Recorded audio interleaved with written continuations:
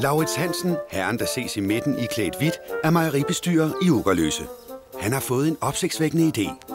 Byens 400 indbyggere skal have deres egen svømmehal. Et projekt, der er helt uhørt i starten af 30'erne.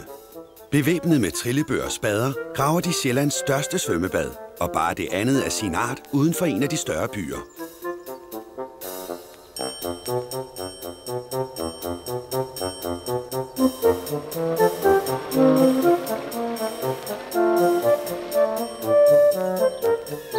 Her er Laurits Hansen sammen med graveholdet. Han har gået på Vallekilde Højskole og er desuden formand for den lokale gymnastikforening.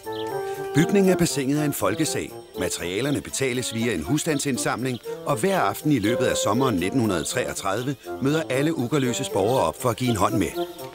Det letter arbejdet, at den lokale vognmand Axel Sørensen stiller 2 lastbiler til rådighed.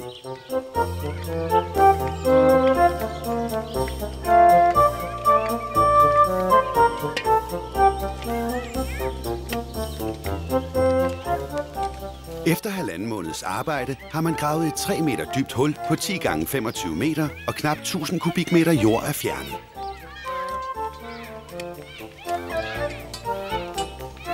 Støbearbejdet står Johannes Nielsen for.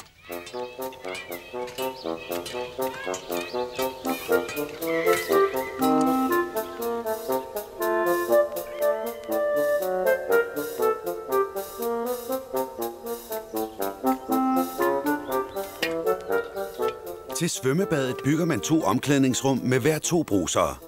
Der lægges dog kun rør til koldt vand. Historien om den flittige landsby giver genlyd, selv i hovedstadens aviser. Sjællands største kunstige svømmebassin nærmer sig i disse dage fuldendelsen i landsbyen Ugerløse ved Holbæk. Det er Gymnastik- og Idrætsforeningen, der har taget initiativ til dette anlæg, og foreningens medlemmer udfører selv arbejdet. Kommunen er interesseret i planen, i det skolebørnene skal have lov til at benytte bassinet, så de kan lære at svømme. Bassinet er færdigt og skal fyldes. Vandet kommer fra en boring, gravet til formålet. Det løber gennem sand i et filtertårn, inden det fyldes i badet. En proces, der tager 2 til 3 dage.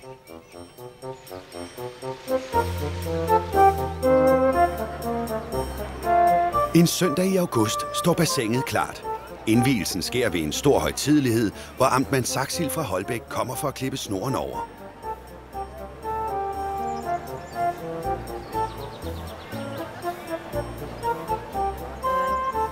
Begivenheden er et tilløbsstykke, og 2.500 mennesker deltager i festlighederne. Fra København kommer nogle af tidens berømte svømmepiger og kaster glans over begivenheden. Her er det Else Jacobsen, indehaver af samtlige verdensrekorder i brystsvømning, der demonstrerer sin kunnen.